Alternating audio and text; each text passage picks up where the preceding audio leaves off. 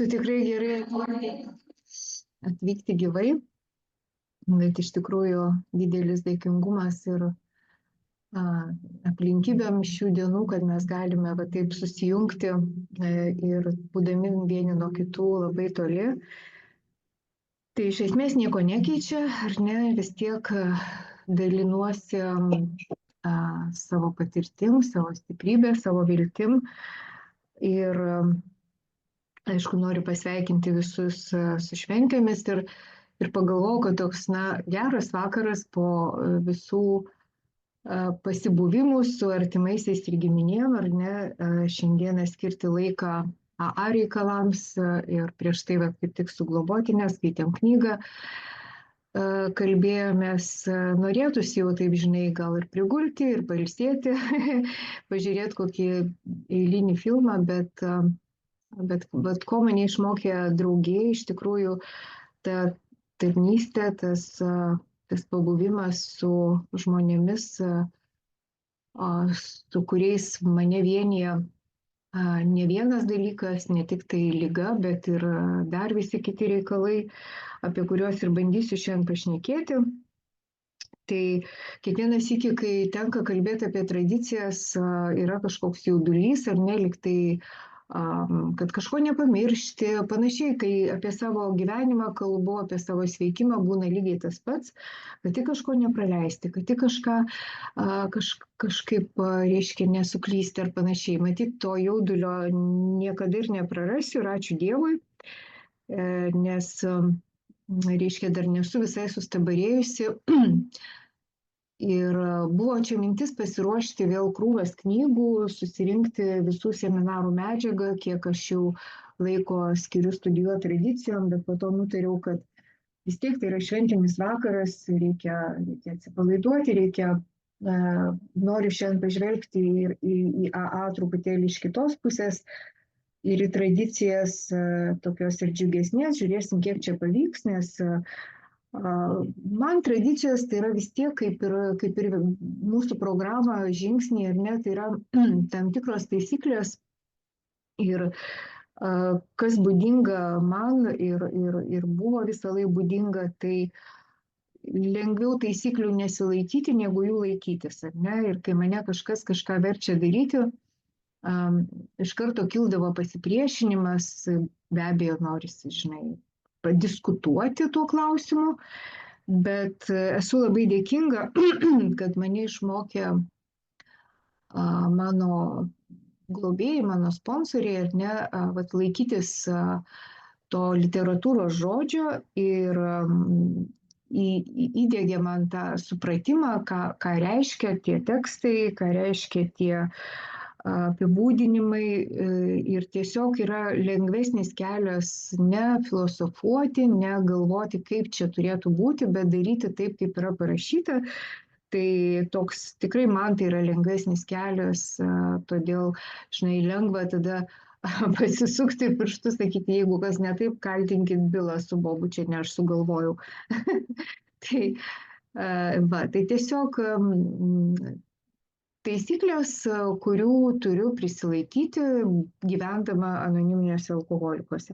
Aišku, vėliau atėjo ir suvokimas, irgi išgirdau iš kitų žmonių, kad tas pačias tą patį palikimą, kai vadinasi AA istorijoje, net yra palikimas tų pirmeivių anoniminių alkoholikų įkūrėjų, tų pirmųjų 100 alkoholikų ir kitų, kurie sekė po jų, tie 3 legatai, ar ne, tai yra žingsnių programa, tai yra 12 tradicijų ir 12 koncepcijų, kurios yra neginčijamos, nediskutuojamos, ta prasme nėra keičiami jokie tekstai, jau virš 80, gal ne, atsiprašau, suklydau truputėlį, tradicijos atsirado gerokai vėliau, bet irgi turbūt čia per spikerinius tas datas visi girdėjote, tai dabar neįsivelsiu per daug į istorinius niuansus, bet daugiau norėtųsi šiandieną kalbėti gal iš tos dvasinės pusės, truputėlį iš praktinės, iš žmogiškosios. Ir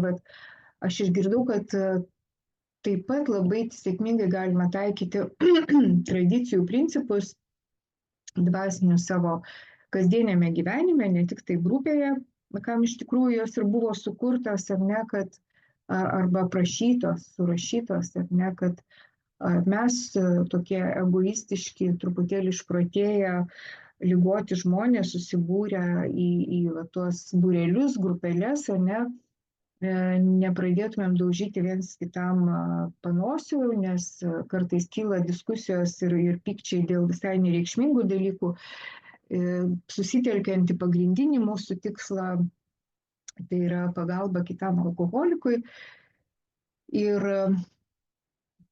vat tas išlaikymas tų legatų, ar ne, yra mano turbūt irgi pagrindinis darbas, kad perduočiau tai ir savo globotiniam, ir naujokam.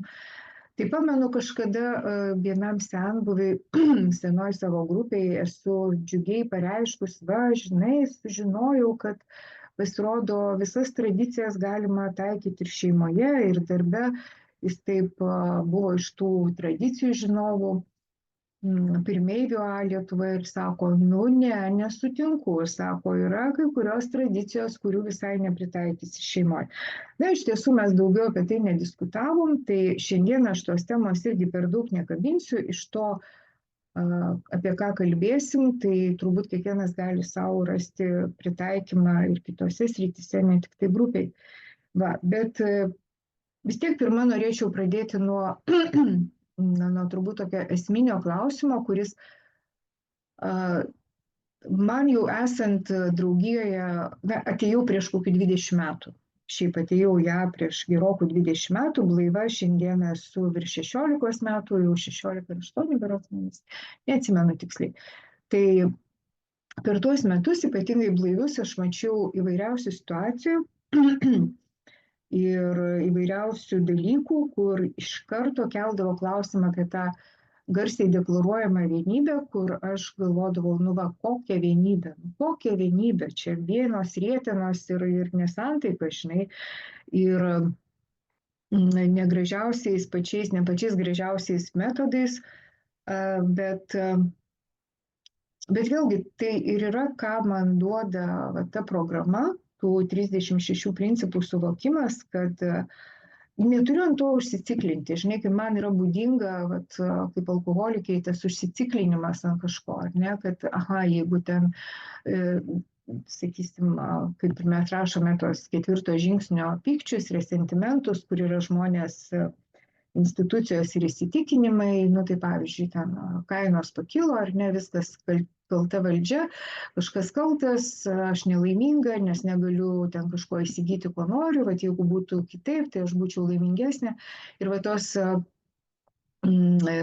pastovios tokios laimės paieškos, ar ne, jos man daugiausiai turbūt ir trukdė, nes tai praktiškai niekada nebuvo pasiekiama.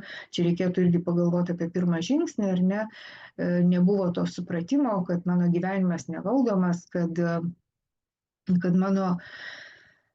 mano gyvenimo režisierius ir valdovas yra Dievas, ar ne, ir aš turiu juo pasitikėti ir pasikliauti. Lygiai tie patys principai nukeliauja ir iki grupės lygmens. Jeigu žingsniai yra skirti vienam žmogui, ar ne, man asmeniškai, kaip tvarkyti savo dvasinį gyvenimą ir santykį su Dievu ir su žmonėmis, tai grupėje lygiai tas pats irgi veikia. Ir taip labai paprasta aritmetika, ar ne, jeigu grupė yra 10 žmonių ir iš tų 10 visi beveik ten ar 9 yra pasveikę, sveikstantis, besigilinantis į 12 žingsnių programą žmonės, tai supratimas apie tradicijas bus labai irgi suprantamas, nes mes būsime vieningi tam tikrais klausimais, o tie klausimai, kurie sukels, sakyčiau, turėtų būti ne ginčus, o diskusijas, ar ne, tai mes sėsim ir juos aptarsim. Bet irgi tas turbūt principas, kuris galėtų būti puikiai taikomas ir taikomas normaliuose bendruomenėse, šeimose, darbovietėse, ar ne, bet vėlgi reikia prisiminti, kad anoniminio alkoholikų draugija tai nėra taip jau visai normalių žmonių draugija, ar ne, netgi, sakyčiau, labai ypatingų žmonių draugija. Ir tas mūsų ypatingumas, jis kartais kerta per mūsų santykius tarpusavio ir tą ramybę. Tai va turbūt reikėtų pradėti nuo to, kad pirmoji tradicija kalba apie mūsų vienybę, kur jeigu kalbėti apie išplėstinės, mane taip išmokė irgi skaityti, kad pirmiausia reikia įsigilinti išplėstinę tradiciją, kas ir buvo pirmo etapu pateikta, paskui atsirado ta trumpesnė forma, kurią galima būtų atspausdinti ir iškabinti ant sienų ir buvo labiau suprantama žmonėm. Tai aš va tiesiog irgi grįžtant prie pirmos tradicijos, kur paminima, kad kiekvienas narys yra mažytė didelės visumos dalis, aš turiu suvokti, kad aš esu tik dalelė, ar ne, ir mano norai, vėlgi grįžtant prie trečio žingsnio, kur kalbama labai stipriai apie mūsų egocentrizmą, tie mano didžiuliai norai, ar ne, jie turėtų būti sumažinti jau žingsnių dėka. Aš iki tradicijų suvokimo atėjus jau turiu turėti tą dvasinį pagrindą, ar ne, ir svarbiausia mūsų bendra gerovė, kas įdomu, kad išplėstinėje tradicijoje vienybė net neminima. Bet žinot, kas šiandieną man labai užkliuvo, kai buvau ryte mišiose, tikrai pirmą kartą išgirdau tą frazę, dabar bijau ar tiksliai atkartosiu, kai aukojimo metu yra sakoma, reiškia maldoje, kad aš būkime vieningi ir suvienyk mus šventoji dvasioje, ne? Ir galvoju, taigi va čia yra tas mūsų grūdas, ar ne, ta problema, kaip iš tikrųjų pirmoji tradicija kelia problemą, ne, kokia jinai mums didžiausia. Ne alkoholis, nes mes jau alkoholio kaip ir nebevartojam, ar ne, nebeturim problemų su tuo prie žingsnių ir tradicijų, tai atsiranda dvasingumo problema, kaip aš suvokiu, ar ne, kaip aš suvokiu tą dvasios buvimą savo gyvenime ir savęs ir grupės gyvenime, ir mūsų, pavyzdžiui, visos draugijos gyvenime. Tai čia mes turime vieningai sutarti ne dėl Dievo sąvokos, kur irgi kitose tradicijose primenama, kad mes nesam susiję su jokia religija konkrečia, bet sutarėm vieningai dėl to, kad alkoholizmas išgydomas tik tai dvasinio patyrimo būdu, ar ne, ir dvasinės programos, dvasinių veiksmų būdu, nėra jokių materialių įsikišimų, ten vaistų, operacijų ar panašiai, kas galėtų mane išlaisvinti nuo to. Va, ir su tokiom mintim, reiškia, aš einu į susirinkimus, kad 12 žingsnis irgi nešėme šią žinią dar kenčiantiem alkoholikam. Kokią žinią? Ne tai, kad aš mečiau gerti. Žinot, ta žinia tai mažiausiai kam nors iš aplinkinių įdomi, netgi tam pačiam alkoholikui neįdomi, nes jisai dar nori gerti, ar ne? Tai kad aš kažkada prieš 20 metų ten ar prieš 16 mečiau, tai galbūt tuo momentu nerodiklis, man tai buvo. Aš atėjau ją ir man, žinai, tie dideli stažai kėlė siaubą. Galvoju, tai ką, šitiek laiko reikės negerti? Man čia duokit kaip nors išsilaikyti, kad aš susitvarkyčiau reikalus, sugebėčiau kontroliuoti tą alkoholio kiekį ir viskas mano gyvenime bus gerai. Tai va, tai pasirodo visai ne ta žinia apie tai, kad mes toje dvasinėje brandoje, ar ne, atradome visiškai naują gyvenimą, naują laisvę, ką mums žada 9 žingsnio pažadai. Va, tai yra tokia problema, ar ne, vienybė, nes vis dėlto čia ne visada pavyksta sutarti. Ir kyla ginčių ir diskusijų, ir tada, kągi reikėtų daryti, kai tie ginčiai kyla. Tai va, antra tradicija ir kalba apie tai, vienas iš pirmųjų sprendimų, kad mūsų grupėje arba veikloje yra tik vienas aukščiausias autoritetas, mylintis Dievas, koks jis pasireiškia grupės sąmonėje. Kodėl aš paminiu tas pirmas tradicijas, nes be jų kažkaip tai apie ketvirtą būtų neįvedus ar nelikti ir sunku šnekėti. Tai, bet tas mylintis Dievas, kaip mes skaitome knygoje, ir ne kaip mes jį suprantame, kiek mes šiandieną kiekvieną sugebame jį priimti ir suvokti, kiek giliai, čia ne apie tai, kad vėlgi koks jo vardas ir kokia forma, bet ar aš pasitikiu tą aukštesnę jėgą, ar aš atiduodu savo gyvenimą, ar ne. Ir Koks jis pasireiškia grupės sąmonėje? Tai pirmas dalykas, vėlgi, kaip ir minėjau, jeigu 10 iš 10 yra stiprus dvasiškai žmonės, pasveikę nuo alkoholizmo, tai diskusijų turbūt ir nekils apie daugelį klausimų grupėje, ar ne? Bet ką daryti, jeigu ateina visiškai švieži žmonės, kurie galbūt net yra ateistai, agnostikai ir vien paminėjus Dievą jiems jau raitosi ausis.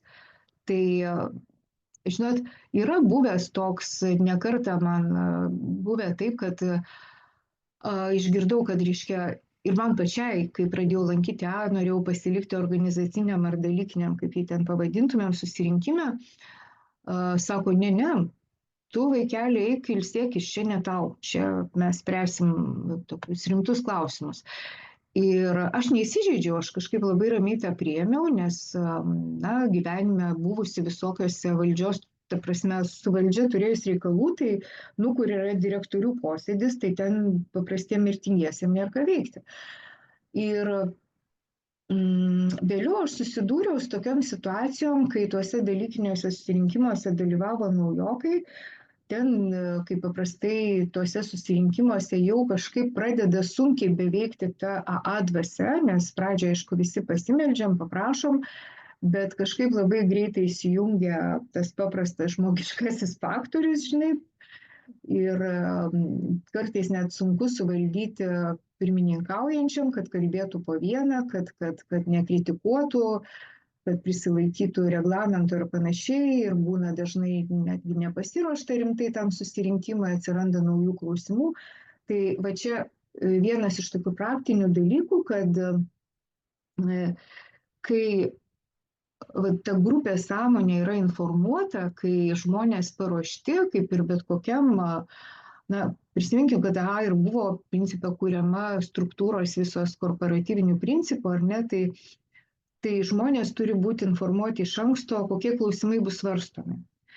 Ir man globėjas netgi yra tai pasakęs, kad būtų labai gerai, kad žmonės iki to kito organizacinio susirinkimo jau truputį tarpusavėje padiskutuotų, pasitartų, čia neina kalba apie apkalbas, čia eina, nu žiūrėk, kaip tu manai, darom dar vieną susirinkimą, nu tas sako, žinai, jo, būtų faina, klausim trečio, tas trečias sako, jo, bet gal reikėtų ten daryti kitų laikų, nu žiūrėk, bet jau yra nuomonės, tai ne, kažkoks apsišnekėjimas ir tada tas iškeltas klausimas dėl naujo susirinkimo, jau apie jį diskutuojama konstruktyviai, ar ne, yra 3 pasiūlymai, kaip manote, pirmiausia, siūlome iš viso reikia, balsuojam už, tai dabar sprendžiame kokiu laiku, vėl pasisakom, padiskutuojam ir labai ramiai išsprendžiam, o jeigu nėra sutarimo, tai tą klausimą iš viso geriau atidėti.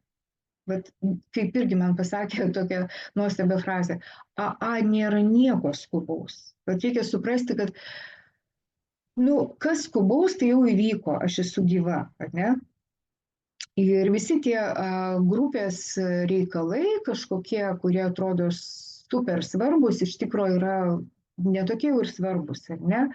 Jeigu tam momentui nėra vieningos nuomonės, pakankamai vieningos, ar ne, tai reiškia, tą klausimą dar reikėtų paauginti, ne, tiesiog atidėti kitam kartui. Tai va taip atrodo labai paprasti tokie sprendimai, todėl čia, aišku, labai svarbu kalbėti ir apie tarnautojus, ar ne. Aš čia sakau, taip kalbu, kaip yra idealu ir kaip dažnai ir būna stipriose grupėse arba nedidelėse galbūt grupėse. Tai va čia yra apie tą grupę sąmonę, kuri yra kaip ir dvasinė ta sąmonė, ar ne, kadangi kiekvienas grupės narys yra laiko save dvasingų, dvasiškai pabudusių ir jau turinčių patirties. Ir va čia vėl grįšiu prie to naujoko klausimo. Tai jeigu viskas vyksta taip, gal ir nieko, žmogus susipažįsta su to grupės veikla, bet jeigu iškyla problemos, tai yra buvę, taip teko girdėti naujokų sakant, siaubas, sako, aš galvojau, kad čia yra dvasinė draugija, čia sako, kaip kažkokie alkoholikai susėdė prie stalo, žinai. Tai sakau, tai taip ir yra, tai alkoholikai ir susėdo. Tai čia toks juokas, o šiaip man patiko pas Airius girdėta mintis, kad sako, jeigu tu sakai, kad myli AA, tai turbūt nebuvai organizaciniam susirinkime. Tai čia irgi būna tų visokių aštrių diskusijų. Tai va, ir, na, trečia tradicija sako, kad mes priimame visus, kurie kenčia nuo alkoholizmo, negalime atstumti nei vieno, kuris nori sveikti. Irgi vienas iš tokių diskusinių būna objektų, kur išsiskiria grupės narių nuomonės, reiškia, kas yra narys, kas gali čia būti, kas negali. Tai yra tokios paprastos sąlygos, žmogus turi kentėti. Pagrindinė jo problema yra, reiškia, alkoholizmas ir, aišku, jis ateina į AA su tikslu pasveikti, pas jį nėra kitų tikslų, ten susirasti darbą, ar ten žmoną, ar vyrą, ar dar kažką, reiškia, ir va tam yra skirta irgi, pavyzdžiui, ko nedaro AA, yra aiškiai aprašyta, ko mes kaip draugija nedarom, ir va tam naujam žmogui irgi čia tas mūsų 12 žingsnio dalis, ar ne, ta pirminė globa paaiškinti, kas yra AA, kaip jinai veikia nuo pat pradžių, kad jisai normaliai jaustųsi. Na ir va tokiu būdu mes prieiname prie 4 tradicijos, dabar paskaitysiu tą išplėstinę jos formą. Tvarkydama savo reikalus, kiekviena AA grupė turėtų būti atsakinga tik savo sąžiniai. Na, čia turime omeny va tai grupės sąmoniai ir jokiems kitiems autoritetams. Tikslesnis vertimas neturi būti atsakinga prieš nieką kitą. Ne? Kai jos reikalai susiję su kitų grupių gerovė, jos turėtų drauge konsultuotis. Ne viena grupė, vietinis komitetas ar individas neturėtų imtis jokios veiklos, kuri darytų įtaką visai AA draugijai, nepasitarę su generalinės tarnybos patikėtiniais. Tvarkant tokius reikalus, mūsų bendra gerovė yra pirmoje vietoje. Tai va čia tas mūsų bendra gerovė, kalbama apie AA visumą ir iš viso kalbant apie va tą tekstą, irgi prisimenam, kad nei aš, nei mano grupė, netgi draugija mano šalyje nėra kažkokia išskirtinė, ypatinga ar panašiai. Mes esame visos pasaulinės draugijos dalis, o tai draugijai kaip tik nevadovauja, bet tarnauja generalinė tarnyba, jos patikėtiniai, kurie sėdi Niujorke, ne? Mes čia turime vietinius patikėtinius, bet tai kas pasakyta apie ką kalbama šitoj 4 tradicijai, tai iš tiesų mūsų patikėtiniam ir neturi kelti rūpesčių. Nebent gali atsirasti kažkokių tokių tipo pažeidimų, kaip pavyzdžiui pakeistas žingsnių ar tradicijų tekstas. Ir čia irgi buvo tokia, atsimenu, diskusija, kad vienoj grupiai, sako, visiškai kitaip skaito žingsnius, visiškai kitas žingsnių tekstas. Ir pasirodo, tai buvo, jeigu aš neklystu, tai buvo iš gal pirmojo knygos vertimo, vėliau jisai buvo patikslintas ir dabar skamba taip, kaip mes jau matome visur grupėse ir AA tinklapyje lietuvių kalba, bet pavyzdžiui, kad pakeisti, nors, sakysim, kažkas sugalvoja grupėje, pasitarė, grupės sąmonė iš tų 10 9 nusprendžia, kad bet užtektų ir 11 žingsnių, pavyzdžiui, 10 apjungti su 11 ir kam čia antras su 3, tai jau būtų tik 10 žingsnių, ar ne? Supaprastinti, o gal iš viso grįžti prie tų pirminių 6, mesgi viską suprantam, žinai, ir vat atsispausdina ir pakabina ant sienos, kur rašo AA 12 žingsnių, išvardinti, kiek ten 6 ar 8 ar 9 žingsnių. Tai va čia jau būtų tas, pavadinkime, pažeidimas arba nesilaikymas tos A disciplinos, nes tai įtakoja jau visą pasaulinę draugiją, nes atvažiavę iš kitur užsieniečiai sakytų, palaukit, o kodėl pas juos dabar kitaip skaitomas tas žingsnių tekstas, tai yra jo žingsniai kitaip, ne? Tai jeigu ne, tai būtų labai logiškas sprendimas, jam turėtų pritarti, dabar aš neatsimenu, kiek ten, sakysime, 2/3 viso pasaulio grupių, kas yra praktiškai neįmanoma. Ir va čia juokaujama, kad Bilas labai tokią griežtą sąlygą tai paišė, kuri praktiškai nebus niekada turbūt realizuojama ir todėl šitiek metų tie tekstai nekinta. Reikėtų tik tai nepainioti 2 dalykų. Tai vertimo, sakysime, niuansai ar ne, bet pats anglų kalba tekstas, jisai yra išlikęs nepakitęs.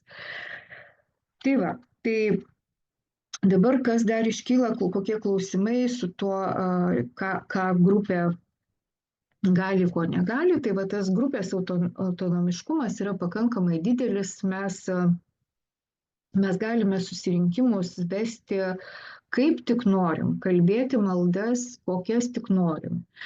Na, paprasti pavyzdžiai, aš pradėjau lankyti vieną seniausių grupių Vilniuje, ten visada susirinkimas pabaigiamas Tėve mūsų. Ir daugelį grupių tai yra įprasta, nes taip yra ir daugelį užsienio grupių, o kai kuriuose grupėse, pavyzdžiui, mūsų grupiai, mano namų grupiai yra pasirinkti susirinkimą užbaigti ramybės malda arba galima, pavyzdžiui, užbaigti ir trečio žingsnio malda. Tai vedimo tvarka ir vedimo eiga visiškai yra grupės reikalas. Mes galime skaityti preambulę ir iš karto pradėti, sakysime, skaityti kažkokį tekstą ir pradėti dalintis. Kai kurios grupės skelbia laisvas temas. Mūsų grupė, pavyzdžiui, yra pasivadinusi Didžiosios knygos studijų grupė, tai didžioji dalis susirinkimų yra skiriama Didžiosios knygos skaitymui, ar ne? Yra kiti susirinkimai, kurie turi šiek tiek kitokį formatą, atviri, uždari. Ir tos eigos visos buvo suderintos tarp grupės narių ir mes prieš nieką kitą neprivalome atsiskaitinėti. Tai čia irgi buvo tokia, pamenu, sujudimas, kai Birštone buvo išleistas toks paketas naujai įsikūrusiom grupėm, ar ne? Kad jo prisilaikant vesti susirinkimus ir kažkam tai atrodė, kad tai yra privaloma. Tai vat, kaip pavyzdys, kaip pasiūlymas puiku ir tikrai, kad nereiktų sukti galvos, kaip tas susirinkimas turi būti vedamas, tai toks paketas labai gerai, bet jeigu grupė nuspręstų kažką ten pakeisti vedimo tvarkoje, turi pilną teisę. Nes va čia ir yra toks trumpesnis variantas 4 tradicijos, kad sako, kiekviena grupė turėtų veikti savarankiškai, išskyrus tuos atvejus, kai sprendžiami reikalai susiję su kitų grupių ar visos draugijos veikla. Tai va čia aš kaip ir paminėjau, jeigu tai veikia visą pasaulio draugiją, tai tada reikėtų, aišku, susimastyti ir ieškoti kito sprendimo. Netgi preambulė tai nėra kažkoks irgi griežtai, tai yra tekstas surinktas praktiškai iš Didžiosios knygos tam tikrų tekstų truputėlį papildytas, jį irgi galima kitaip skaityti, kitą tekstą skaityti. Turbūt čia yra pati lengviausia problema, tai kokiu būdu vesti susirinkimą Ir čia mes irgi galime pasikeisti patirtimi ir su kitom grupėm. Yra tai buvę, kad kūrėsi naujos grupės ir prašė mūsų grupės, kad duotumėm savo vedimo tvarkas. Ne? Nes mes ten, sakysime, atviriem susirinkimam naudojam labai seniai naudotą jau bent jau Vilniuje atvirų susirinkimų vedimo tvarką. Ne? Jis yra labai paprasta, tačiau sakysim, nutarėm mūsų grupėje neskaityti tų visų istorinių tekstų, nes ypatingai jeigu yra spikeris, ir kadangi atviras susirinkimas ir turi būti iš esmės su pranešėju, tai tiesiog tie ilgi skaitiniai atima laiko, žmonės pradeda nuobodžiauti, tą istoriją girdėjau 100 kartą, žinai. Tai tiesiog nutarėm, kad tą įvadą kažkokį paskaitom, koks yra susirinkimo tikslas ir pereinam iš karto prie pasisakymų, ką ir šiandieną turbūt panašiai padarė Marius, ar ne?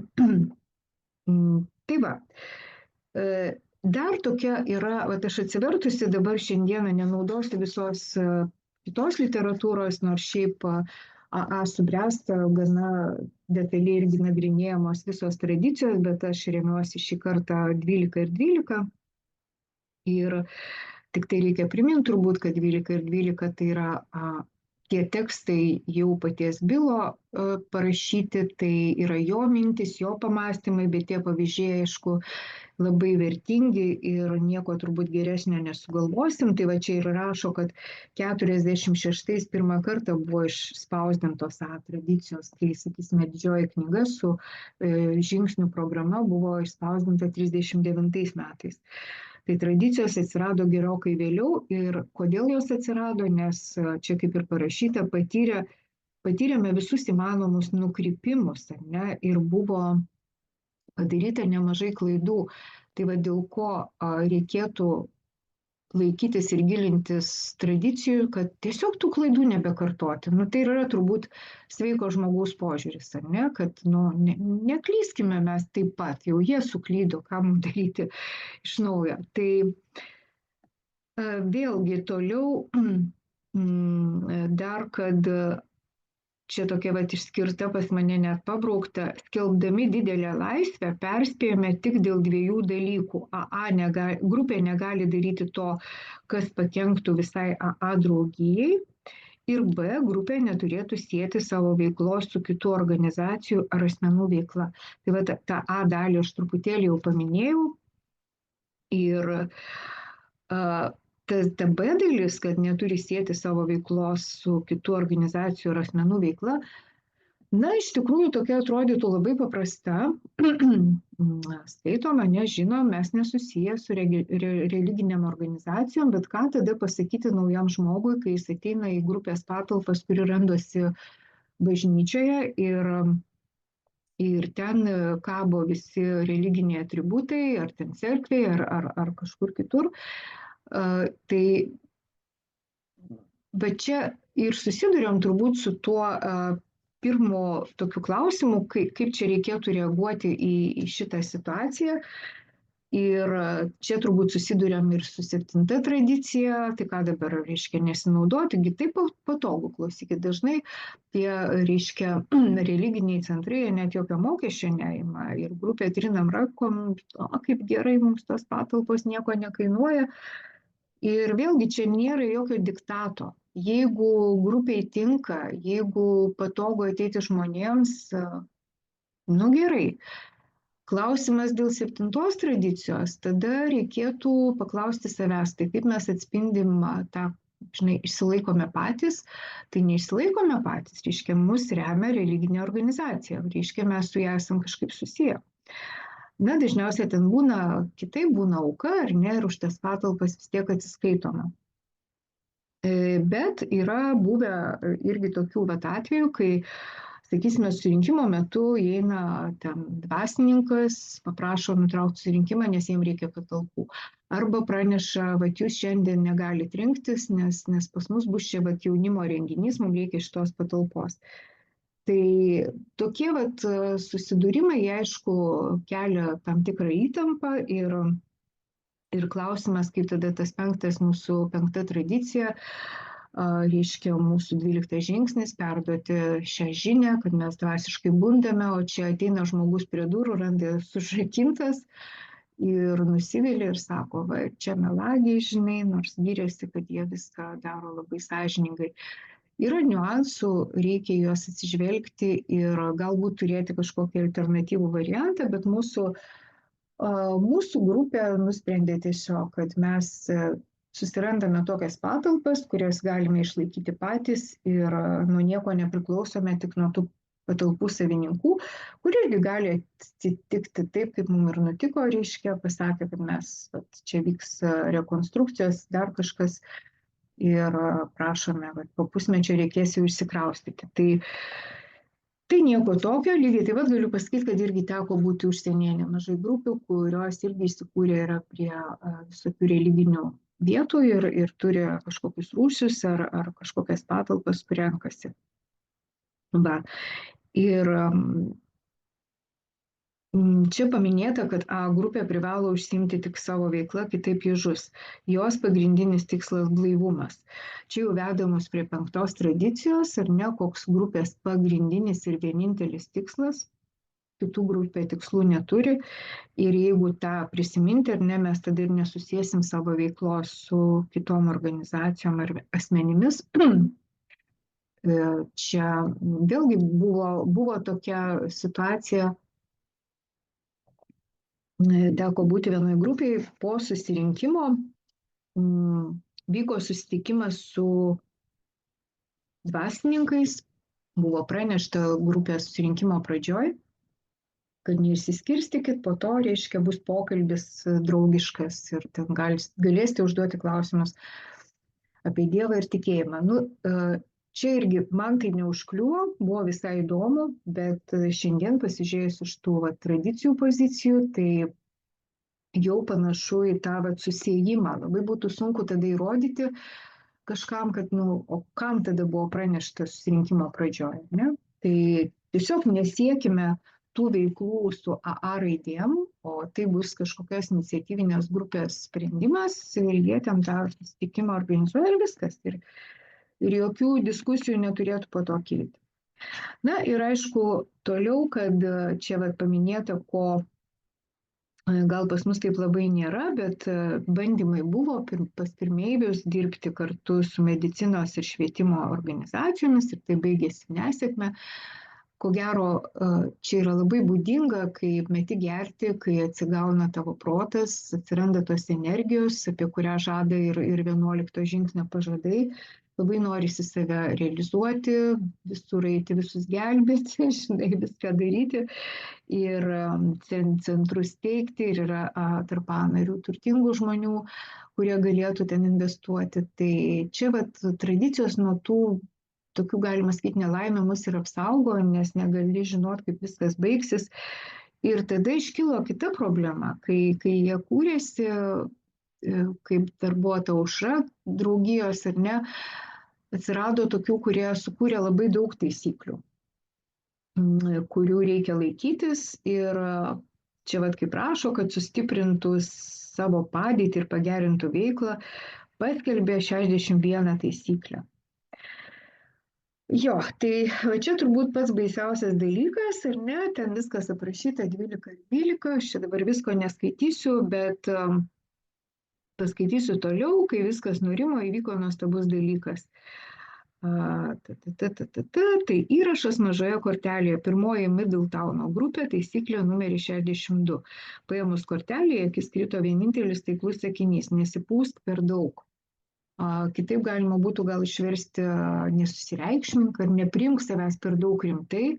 Ir dėl to šiandieną ir pradėjau ta mintis buvo, kad kažkaip šiandieną pakalbėti apie tas tradicijas lengvai, bet vis tiek, nelabai pavyksta, nes jos savaime turbūt yra sausos, bet ta 62 taisyklė aš ją labai dažnai prisimenu kasdieninėme gyvenime, kai tiesiog kažkokios situacijos, kur jau pradeda graužti smegenis ir pradedi panikuoti ir galvoji, kaip čia dabar viskas bus, tai tiesiog prisimenu, kad aš galiu suklysti, aš galiu būti neteisi, nereikia per daug susireikšminti, jeigu kažkas mano nuomonės nepaisys ar ne. Ne visada tai yra lengva, bet ir turiu įrankius, kaip mes sakome, ne, galiu atsisėsti, parašyti inventorizaciją, pasikalbėti su globėju, turiu teisę ir pykti, turiu teisę įsižeisti ir su tais jausmais susitvarkiusi gyvenu toliau.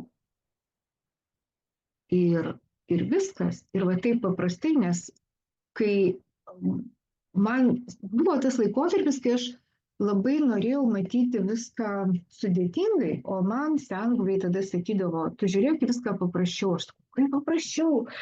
Žiūrėkit, aš čia skaičiau daktarą Martiną, aš čia skaičiau Bilo ten prisiminimus, aš ten tą žinau, aš tą žinau.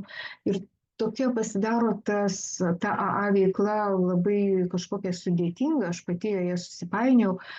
Bet atėjo laikas, aš atsipainiojau ir matyt, taip su amžiumi, su patirtim lengvėja viskas, lengvėja, vis ramiau priimu tai, kad tai yra draugija, kur bus įvairiausių žmonių ir nesąžiningų, ir piktų, ir labai gerų, ir labai protingų. Ir ta stebuklinga mūsų įvairovė yra turbūt ir išlikusi dėl to, kad mums duota laisvė, ne? Mums duota laisvė lygiai per tą pačią ketvirtą tradiciją. Žinot, čia vat irgi toks pavyzdys apie tą kaifą, apie tą gerumą, kai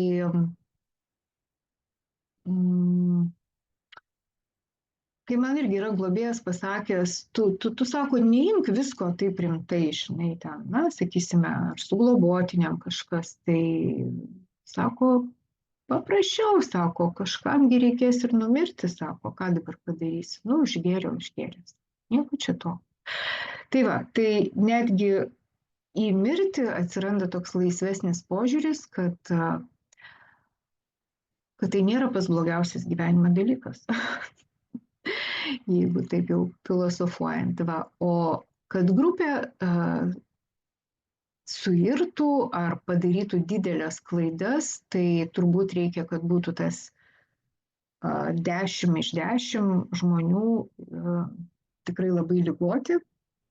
Visais kitais atvejais dažniausiai sveikas protas ima viršų ir galų gale viskas išsisprendžia. Ir dar dėl tokios praktinės pusės, kas man irgi buvo įdomu, kad tas principas balsuojant, priimant sprendimus, 50+1 nėra pats geriausias, nes iš tikrųjų reikėtų beveik 100% daugumos, kad klausimas būtų va, taip tvirtai priimtas, sprendimas kažkoks.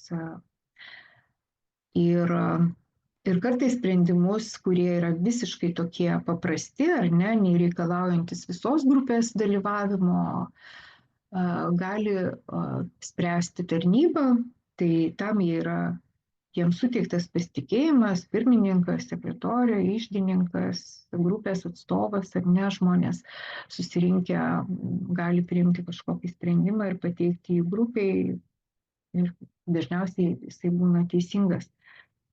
Tai va tiek, turbūt šiandieną apie ketvirtą tradiciją žiūriu 48 minutės, beveik sutilpau į laiką, gal dar spės kažkokių klausimų kažkas užduoti.